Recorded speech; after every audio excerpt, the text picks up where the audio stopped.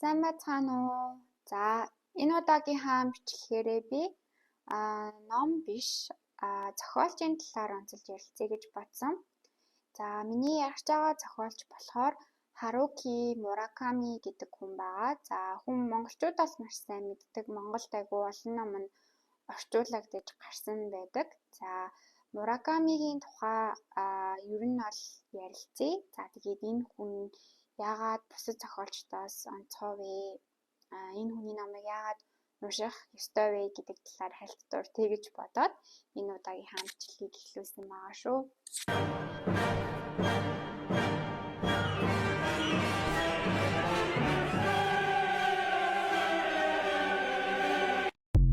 Миний хувьд болохоор би Харуки Муракамиг 1Q84 гэдэг номоор нь бол мэдчихсэн. Монголд би буруу санаагүй бол нэг 2014 билүү 15 онд орчуулагдаж гарсан ийм ном. За тэгээд энэ номыг уншаад би айгүй гоё үлгэрийн ертөнц ч юм уу энэ хийсвэр ертөнцид орсон юм шиг санагдсан баггүй юу. Тэгээд би яг энэ Мураками гэдэг зохиолчийг мэдээд энэ хүний номуудыг бол нэлийн шимтэж уншиж дуусгасан.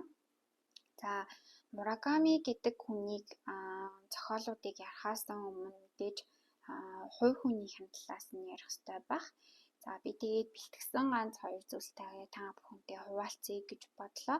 За Мураками болохоор 1949 оны 1 сарын 12-ны өдөр Кёто хотод төрсэн ийм хүн юм байна. Одоогоор бол нэг 76 орчим насны хүн тий. Тэгээд өөрийнхөө яг уран зохиолд орох болсон шалтгаанаа энэ хүн тайлбарлаж хэлэхдээ өөрөө болохоор Питер Кет гэдэг нэртэй ийм жаз клуб ажиллаулдаг байжгаад 29 насныхаа үед болохоор Эфи Хани гэдэг бейсболын тэмцээнд явсан юм байна. За тэгээд энэ үед болохоор Дэйв Хилтон гэдэг Америкийн бейсболын тамирчин дабл хийх үеэр Муракамид Divine Calling гэдэг зүйл орж ирсэн. За Divine Calling гэдгийг одоо сүнсний зорилгоо олж мэдсэн гэх юм уу. За тэгээд тэр үед яг юу мэдрэгдсэн бэ гэхээр би зохиол бичиж чадах юм байна гэсэн мэдрэмж төрөөд за тэгээд 1979 онд Мураками өөрийнхөө ажиллаж байсан jazz club энтрийг хаагаад Hear the Wind Sing гэдэг зохиол бичээд уран зохиолч болж исэн ийм төвхтэй юм байна. За би хувь хүнийхээ хувьд Муракамигийн номыг 3 үгээр тайлбарлана. За Япон болон Japanese болон Western mixed. Дээрээс нь surrealism, гурав дахь нь loneliness гэсэн 3 үгээр тайлбарлана. За surrealism ганцаардал болон баруун болон Японы бичлэгийн хэв маягийг холсон ийм одоо онцлог шинжтэй номын зохиолч байгаа. За Муракамигийн хувьд хувь хүнийх нь хувьд болохоор би бас нэг сайн мэддэггүй байсан юм билээ. Номын л уншдагаас биштэй яг зохиолчийг нь яг ямар хүн юм амьдрал нь яаж явагддгийг энтрийг бол нэг сонирхож байгаагүй. Тэгээд би яг энэ хүний амьдралынх нь рутин нь ямар гэдэм бол зохиолоо бичихтэй яг ямар хэв маягтай амьдрдсан бол гэж судлаад үзсэн ч айгүй хатуужилтай тийм хүн юм билээ. За жишээлбэл өөрийнхөө зохиол бичих үедээ барьдаг цагийн хуваар нь гэх юм бол өглөө 4 цагт сэрдэг байгаа. Өдөр болгон 4 цагт сэрээд 10 цаг хүртэл номоо бичдэг. Тэгэхээр нэг өдөрт 5-аас 6 цаг ном бичээд 300-аас 400 ширхэгтэй юм үг бичиж дуусгадаг гэсэн үг. За үдээс хооштой болохоор зохиолч маань 10 км гүүх юм уу 1500 м бол сэлдэг юм байлээ.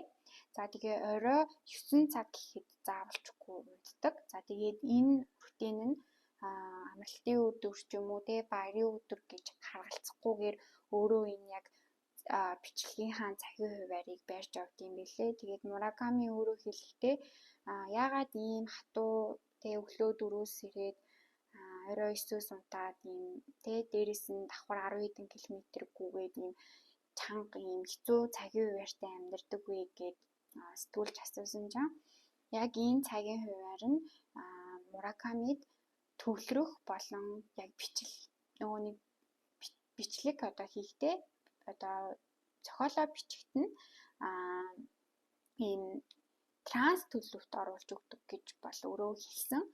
Тэгээд дээрэс нь зохиол бичнэ гэдэг нь маань өөрөө оюуны айгуу том хүч хөдөлмөр шүү дээ. Тэгэхээр хувь өөрөө биеэ бас айгуу сайн бэлдэх хүчтэй учраас бие болон оюун санаа хоёр хоорондоо одоо хамт гэж үздэг учраас 10 км өдөр болгон гүйдэг гэсэн юм билээ. Тэгэхээр ер нь энэ хүнийг бол ямар их цаг хугацаа хүч хөдөлмөр гаргаж энэ номнуудаа бичдэг вэ гэдгийг би энэ хүний яг рутинийг мэдэж авсныхаа дараа ойлгосон. За тэгээ цаашлаад би яг номнуудынхаа талаар ярилцъя. За хамгийн ихэнд уншсан ном маань NQ84. За NQ84-ийг бол би параллел ертөнц болон имэ conspiracy theory-нууд гэдэг штеп. Cult одоо хүмүүс параллел ертөнц гэсэн ийм 70 сэдвүүдийг ил болгож гаргаж ирсэн маш сонирхолтой зохиол гэж хэлнэ. За зохиол дээр болохоор багш хэрнээ одоо зохиол бичдэг нэг залуу. За тэгээд нарийн мэдрэмжтэй гэрээний алуурчин эмэгтэй хоёрын хайр дурлалын одоо хайр дурлал гэхээсээ илүү тэр хоёрын амьдралын түүхийн талаар бол харуулдаг. За энэ хоёр нь болохоор бага ангид ханд сурж байгаа. Тэрнээс хойш хоёр бинийгээ хараагүй. Гэхдээ энэ хоёр хүн маань одоо meant to each other гэж ярьдаг шүү дээ. Яг хоёр биендээ зориулагдсан ийм хоёр хүн баггүй юу? За тэгээ энэ хоёр хүний амьдрал, за энэ хоёр хүний амьдралаас гадна энэ хоёрын хүний амьдралын ялгаа параллел ертөнцид яг яаж өрнөж байгаагаараа бас гардаг арай айгүй сонирхолтой юм шиг санагдсан. За Муракамигийн хамгийн бас алдартай зохиолын нэг болох Норвегийн гэдэг номыг би дараа нь уншсан байгаа. За Норвеги болохоор залуу оюутан залуугийн хоёр эмэгтэйд сэтгэл алтарсан ийм түүхийн дахаа ном. Тэгээд би энэ номыг бол хүмүүс айгуу дуртай байдаг. Надад бол нэг тийм онцгой юм шиг санагдаагүй. Гэхдээ уншихад бол хөөрхөн хөнгөн кино шиг айтаахан ном. Хэрвээ Норвегиог уншаа таалагдах юм бол Өнгөгүй Цүкүрү Тазаки болон Эрэг дээрх Кафка гэдэг номнуудыг уншиж үзээрэй гэж би бол хувь хүнийхээ үднээс зөвлөнө. Яагаад тэгэхээр эдгээр номнууд нь залуу насны амьдралын тухай илүү харуулснараа бусад тэр параллел ертөнц ч юм уу Муракамигийн сюрреализм төрлөөс нь жоохон өөр бодит амьдралтай төстэй санагдсан. Тэгээд эдгээр номууд дээр нь хамгийн гардаг чухал нэг өнцгөн нь ганцаардал, тэгээд хүний амьдралыг одоо бас өөрчлөлтөг эргэлтийн зэгүүдийг бол маш тодорхой гоё харуулж өгснөөрөө энэ номнууд нь бусдаасаа өөр юм шиг бол санагдсан байгаа. За тэгээд NQ84-тэй миний хувь хүний бодлоор дүүцэж очих бас нэг ном нь Hard-Boiled Wonderland and End of the World гэдэг ном байгаа. За энэ ном нь монгол дээр харахаа орчуулагдаагүй байгаа бах. Тэгээд энэ номыг би уншаад яагаад надад маш их таалагдсан бэ гэхээр sci-fi fiction байсан. Тэгээд хүний даалт ухамсарын талаар параллел ертөнцтэй холбож бичсэн бол яг классик Мураками байсан. Тийм учраас надад энэ ном маш их таалагдсан. Хэрвээ параллел ертөнц ч юм уу хүний даалт ухамсарын талаар сонирхдаг бол энэ номыг заавал уншаарай. Хэрвээ би Муракамигийн талаар сайн мэдгүй энэ зохиолчийн талаар ерөөсөө уншиж үзээгүй. Гэхдээ энэ хүний тухай ойлгомжтой хэрнээ номныхын тухай ойлгомжтой хэрнээ зүгээр яг ямар шуухан ном бичдэг хүн юм болоо гэдгийг мэдхийг хүсэж ивэл After the Dark гэдэг номыг уншаарай. За After the Dark болохоор нэг шөнийн дотор болж өнгөрч байгаа ийм үйл явц байгаа. За энэ үйл явц дээр болохоор нэг залуу нэг эмэгтэйтэй уулзаад За тэгээд энэ уулзалтын хооронд тэр эмэгтэй бас эгчийн тухай гардаг. Тэгээд тэр эгчийнх нь одоо зүүдний ертөнц болон тэр залуу болон эмэгтэй хоёрын тэр орой хэрхэн өнгөрүүлж байгаа талаар бол хальт ингэж дурдсан. Тэгээд нэг юм сэдв болгон тий бүлэг болгон дээрээ юм кино шиг юм өөр юм гардаг тий. Тэр нь надад айгүй сонирхолтой санагдсан. Тэгэхээр хэрвээ Муракамигийн яг бичлэгийн хэв маягийг мэдхийг хүсвэл After the Dark номыг заавал уншихыг бас би зөвлөж байна. За тэгээ базаад хэлэхэд Мураками гэдэг зохиолч нь бусад энэ зохиолчдоос юугаараа ялгаатай болоод хүмүүс ингэж шимтэж уншаад од болоод байгаа вэ гэхээр нэгт Мураками Японы хэв маягтай юм шиг хэрнээ барууны өнцгтэй юмнуудыг маш олон номондоо шингээж өгсөн байдаг. Япон зохиолчд бол ихэвчлэн нийгмээ шүмжилсэн ч юм уу эсвэл ийм ганцаардал, уник, үхэл ч юм уу тиймэрхүү сэдвээр бичдэг бол Муракамигийн хувьд гол дүрийнх нь бааtruуд нь ямар нэгэн байдлаар нийгмээс ч юм уу ангиасаа ч юм уу бүлгээсээ ч юм уу жоохон шахагдсан outcast маягийн хүмүүс бас байх тал нь олонтой байдаг.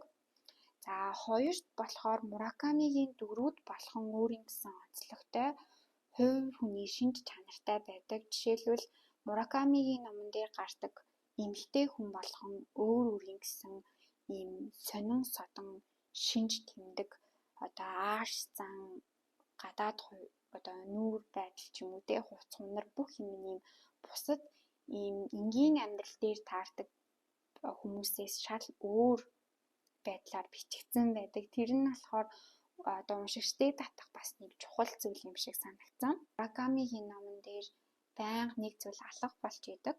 За ямар нэгэн байдлаар эхнэр нь алга болох ч юм уу, муур нь алга болох ч юм уу, ямар нэгэн байдлаар нэг зүйл алга болж идэг. Энийг нөгөө ном шүмжлэгч хүмүүс хэлэхдээ хүн өөрийнхөө амьдралын утга учирыг хайж байгааг бол Мураками ямар нэгэн зүйл алга болоод зохиолын гол дүрийн эзэн тэрийг хайж байгаагаар харуулдаг гэж үздэг юм байлээ. За тэгээд хамгийн сүүлийн чухал зүйл нь Муракамигийн ном ямар нэгэн байдлаар алдартай зохиолуудтай холбоотой. За жишээлбэл 1Q84 гэдэг ном маань алдарт зохиолч Жорж Орвелийн 1984 гэдэг номтой одоо нэрний хувьд агуул төстэй. За жишээлбэл Иргэдээр Кафка гэдэг ном нь болохоор Франц Кафка гэдэг зохиолчийн нэртэй ижилхэн ч юм уу иймэрхүү байдлаар үзэгчдийн ч юм уу одоо тэр уншиж байгаа хүмүүсийн анхаарлыг татах байдал нь тэрүүгээр илэрч гарч байгаа учраас хүмүүс Муракамигийн номыг их уншдсан болов гэж би хувьдаа бол дүгнсэн.